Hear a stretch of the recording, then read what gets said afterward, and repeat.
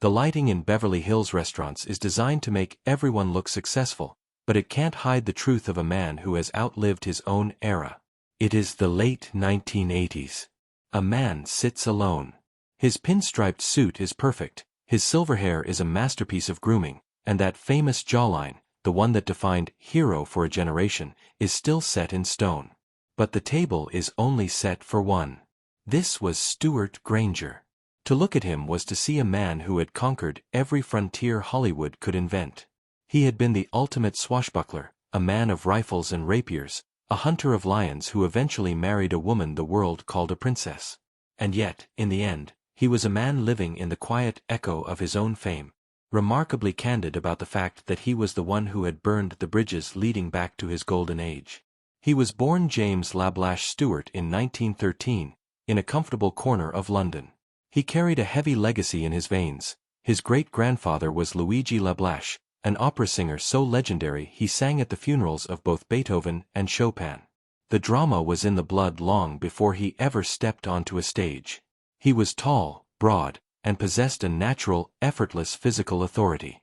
He didn't just walk into rooms, he claimed them. But there was a hitch. There was already a James Stewart in Hollywood, a lanky, stuttering American who was busy becoming a legend. So, the young Brit took the name Granger. It was a name that sounded like a man who could survive a shipwreck and still look impeccable for dinner. By the 1940s, he was the king of the British bodice rippers, providing wartime audiences with the escapism they craved. But Granger was restless. He looked at the British film industry and saw a stage that was simply too small for the performance he intended to give. He was looking at the horizon, unaware that the restlessness that fueled his rise would eventually become the very thing that left him sitting at that table for one. By 1949, Stewart Granger wasn't just a star, he was a force of nature. But even a force of nature can be knocked off course.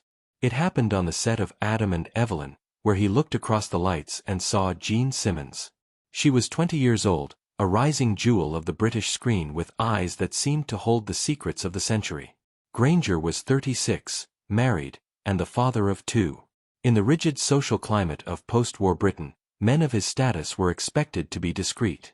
Granger chose the opposite.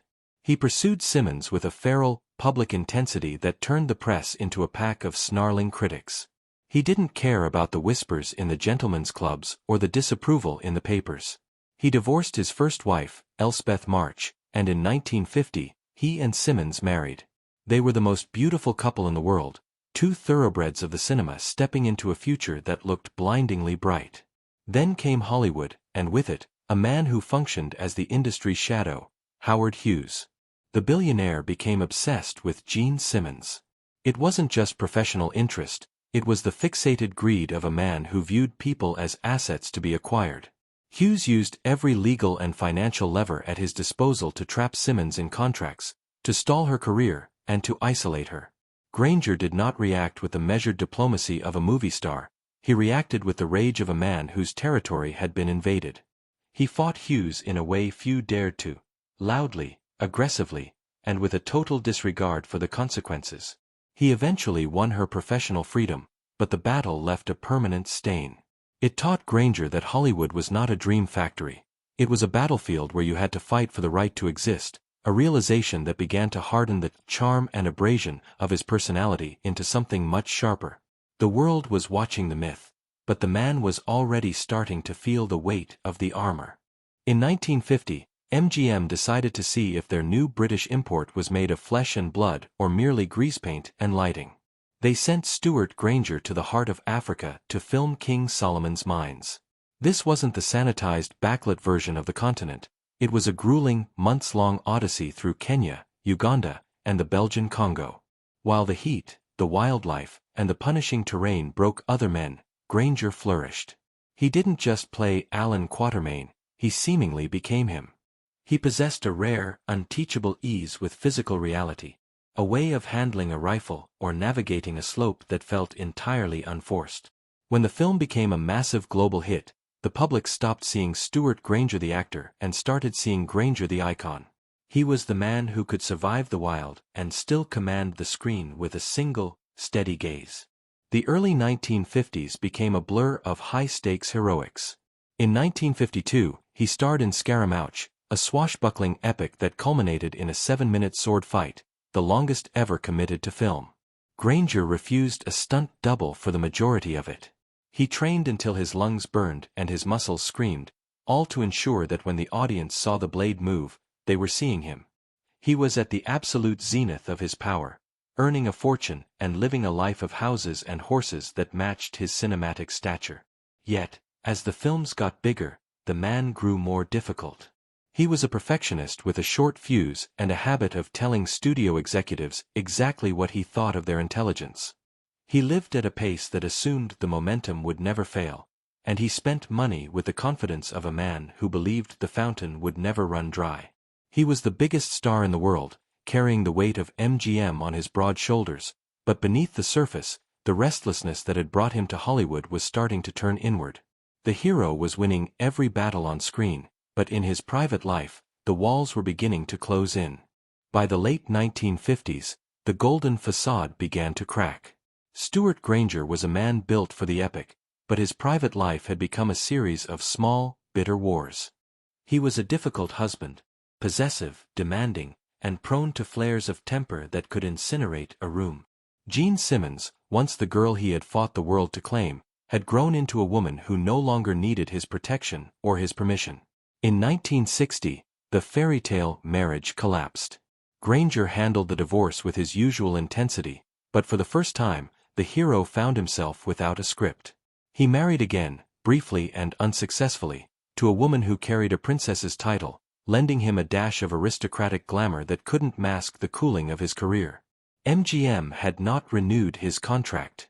The industry was moving away from the gallant swashbuckler and toward the brooding, psychological grit of the method actors. Suddenly, the man who had commanded the Serengeti was navigating the spaghetti western circuit in Europe and taking guest spots on American television.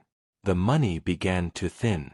The cattle ranch in Arizona, the properties in Spain, the overhead of a legendary life began to outweigh the income of a working actor. He was never destitute, but the gap between the myth of Stewart Granger and the reality of a man looking for his next job was widening. Yet, instead of fading quietly or clinging to a dignified silence, Granger did something few of his contemporaries dared: he started talking. In 1981, he published his memoir, Sparks Fly Upward. It wasn't a standard Hollywood puff piece, it was a scorched earth confession. He wrote about his failures, his jealousy, and his temper with a brutal, clear-eyed honesty. He admitted he had been the source of his own undoing. He looked at the wreckage of his marriages and his career and didn't blame the studios or the critics. He blamed the man in the mirror.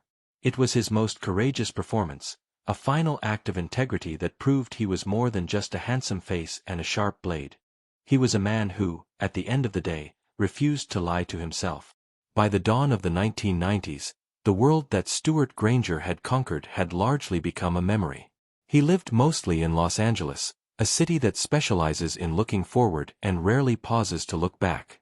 To the young executives and new stars, he was a name from a black-and-white era, a relic of a studio system that had long since been dismantled. But to the few who still saw him at his regular table, he remained every inch the lion in winter. The health issues that haunt a life of high adventure finally caught up with him. Diagnosed with cancer, he faced his final years with the same sardonic pride that had defined his youth. He was not a man for self-pity. He spent his time reflecting on the women he had loved, particularly Jean Simmons, whom he spoke of with a tenderness that age had finally made safe, and the children from whom he had often been too distant. He understood, with a clarity that only the end of a long road provides, that while he had lived a remarkable life, he hadn't always lived a steady one. He died on August 16, 1993, at the age of 80. True to his restless spirit, there was no grand monument or marble tomb. He was cremated, and his ashes were scattered into the Pacific Ocean off the coast of California. He chose to disappear into the horizon, leaving behind only the flickering images of a man who could outfence a dozen villains or outstare a charging elephant.